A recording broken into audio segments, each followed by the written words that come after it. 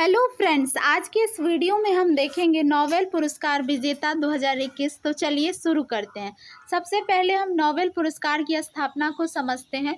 तो नोबेल पुरस्कार की स्थापना स्वीडन के एक वैज्ञानिक अल्फ्रेड बर्नहार्ड नोबेल ने 1901 में की थी। तो यहाँ से ध्यान रखेंगे इन तीनों पॉइंट को। नोबेल पुरस्कार की स्थापना स्वीडन के एक वैज्ञानिक अल्फ्रेड बर्नहार्ड नोबेल ने की थी। और कब की थी? तो 1901 में की थी। ये पूछा जाता है कि नोबेल पुरस्कार की स्थापना कब हुई? 1901 में हुई। और किनके द्वारा हुई? तो अल्फ्रेड बर्नहार्ड नोबेल के द्वारा हुई। यह पुरस्कार भौतिकी, रसायन, चिकित्सा, साहित्य, अर्थशास्त्र और शांति के क्षेत्र में प्रदान किया जाता है। कुल मिलाकर यहाँ पर क्षेत्र देखें तो 6 क्षेत्र हैं: भौतिकी, रसायन, चिकित्सा, साहित्य, अर्थशास्त्र और शांति के क्षेत्र में प्रदान किया जाता है। अब हम आगे देखते हैं वर्ष 2021 के नोबेल पुरस्कार विजेताओं के नाम। तो पहला क्षेत्र है हमारा चिकित्सा का क्षेत्र। चिकित्सा के क्षेत्र में यह पुरस्कार 2 व्यक्तियों को मिला है। डेविड जूलियस यूएसए से हैं और दूसरे हैं अर्देम पटापाउटियन, ये लेबनान से है। तो इसे ध्यान रखने के लिए हम कुछ ट्रिक लगाते हैं।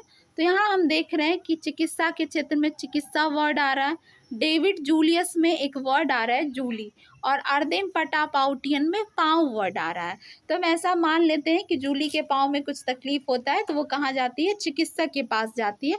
तो इससे ये हमेशा के लिए हमें याद रहेगा कि जब भी हमसे चिकित्सा के क्षेत्र में नोबेल पुरस्कार विजेता पूछे जाएंगे तो हमारे दिमाग में क्लिक करेगा कि जूली के पाँव में तकलीफ होने पर वो चिकित्सक के पास जाती है। तो इससे ये हमें याद रहेगा, डेविड जूलियस और अर्देम पटापाउटियन।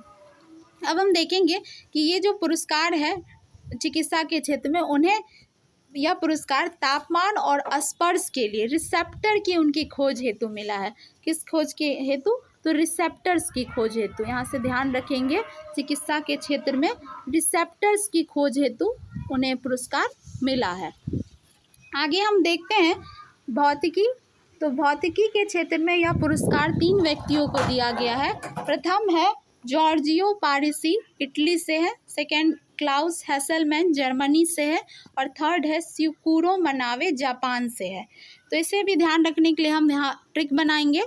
तो भौतिकी में हम तिक वर्ड को लेंगे, ट्रिक तिक जो भी है यहाँ उससे हम रिलेट कर लेंगे।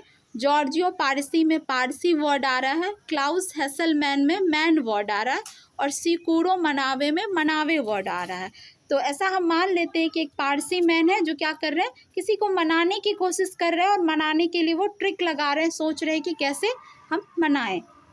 तो इससे हमें ये याद रहेगा हमेशा, जब भी भौतिकी के क्षेत्र में पूछा जाएगा तो हमारा आंसर हो जाएगा Giorgio Parisi, Italy, Klaus Hasselmann, Germany, Syukuro Manabe, Japan. ध्यान रखेंगे, पारसी मैन क्या कर रहे थे? मनाने के लिए ट्रिक लगा रहे थे। अब हम देखते हैं कि उन्हें यह पुरस्कार क्यों मिला है।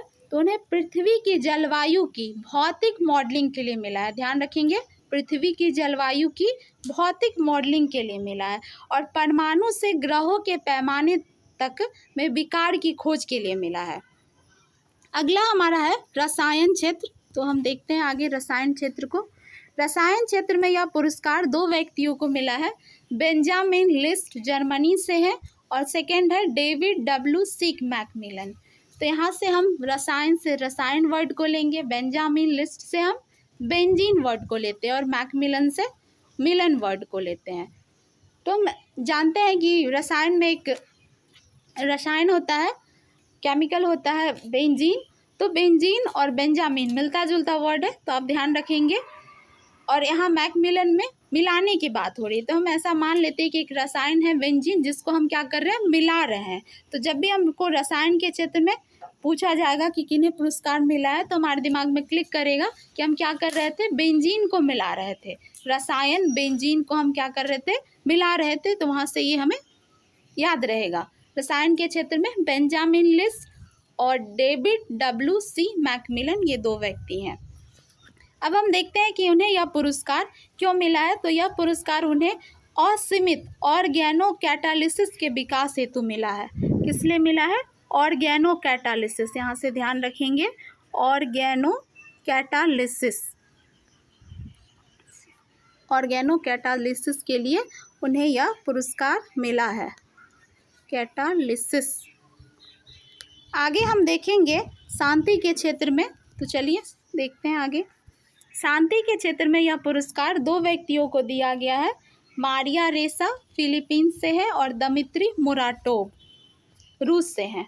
तो इसे याद रखने के लिए हम यहाँ शांति वर्ड को लेंगे, मारिया रेसा से रेस वर्ड को लेते हैं और दमित्री से मित्र वर्ड को निकालते हैं। तो हम ऐसा मान लेते हैं कि हम किसी मित्र के साथ रेस में जाते हैं और रेस में काफ़ी भाग दौड़ होती है, तो वहाँ हमें शांति महसूस नहीं होता है। तो इससे ये हमें याद रहेगा, शांति के क्षेत्र में आंसर हो जाएगा हमारा दमित्री मुराटोव और मारिया रेसा। मित्र और रेस और शांति, इन तीनों वर्ड को हम रिलेट करके ध्यान रखेंगे। मित्र के साथ हम रेस जाते हैं तो वहाँ शांति नहीं लगता है हमें। हम देखते हैं कि शांति के क्षेत्र में जो ये पुरस्कार है उन्हें अभिव्यक्ति की स्वतंत्रता की रक्षा के उनके प्रयासों के लिए दिया गया। तो यहाँ से ध्यान रखेंगे, अभिव्यक्ति की स्वतंत्रता की रक्षा के उनके प्रयासों के लिए दिया है क्या है। अगला हमारा क्षेत्र है अर्थशास्त्र। अर्थशास्त्र के क्षेत्र में यह पुरस्कार 3 व्यक्तियों को मिला है। डेविड कार्ड कनाडाई अमेरिकन है, सेकेंड है जोशुआ डी एंग्रिस्ट यूएसए से है और थर्ड है गुइडो डब्ल्यू इम्बेन। तो अर्थशास्त्र को हम मनी से रिलेट करेंगे और डेविड कार्ड भी मनी से मिलता जुलता है और जोशुआ डी एंग्रिस्ट से हम जोस वर्ड को लेंगे। गुइडो डब्ल्यू इम्बेन को हम इन्वेस्ट बना लेते हैं। और ऐसा हम मानते हैं कि जो मनी है वो कभी भी जोश में जाके कहीं इन्वेस्ट नहीं करना चाहिए। मनी को हमें क्या नहीं करना चाहिए, जोश में आके कहीं भी डेबिट कार्ड के थ्रू इन्वेस्ट नहीं करना चाहिए। हमेशा सोच समझ के मनी को इन्वेस्ट करना चाहिए। तो इस बात से हमें ये याद रहेगा कि अर्थशास्त्र के क्षेत्र में 3 लोगों को मिला है। किन 3 लोगों को मिला है? तो David card, Joshua D Angrist, Guido W immense. Money को क्या नहीं करना है, जोश में आके कहीं भी डेबिट कार्ड के थ्रू इन्वेस्ट नहीं करना है। अर्थशास्त्र के क्षेत्र में उन्हें यह पुरस्कार श्रम अर्थशास्त्र में योगदान हेतु कारणीय संबंधों के विश्लेषण के उनके व्यक्तिगत योगदान हेतु मिला है। ध्यान रखेंगे, अर्थशास्त्र के क्षेत्र में श्रम अर्थशास्त्र में योगदान हेतु ये पुरस्कार उन्हें दिया गया है। अगला हमारा क्षेत्र है साहित्य का क्षेत्र।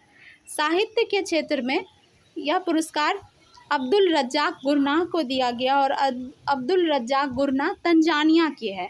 तो इसे ध्यान रखने के लिए हम साहित्य वर्ड लेंगे और यहाँ से अब्दुल वर्ड को लेंगे। तो ध्यान रखेंगे कि अब्दुल जो है वो क्या पढ़ता है, साहित्य पढ़ता है। तो हमें ये याद हो जाएगा, या फिर हम इसे ऐसे याद रख सकते हैं, गुरनाह को हम घूरना बना लेते हैं तो भी हमें ये याद रहेगा कि जब भी हम साहित्य पढ़ते हैं तो हमें क्या करना पड़ता है, घूरना पड़ता है साहित्य को।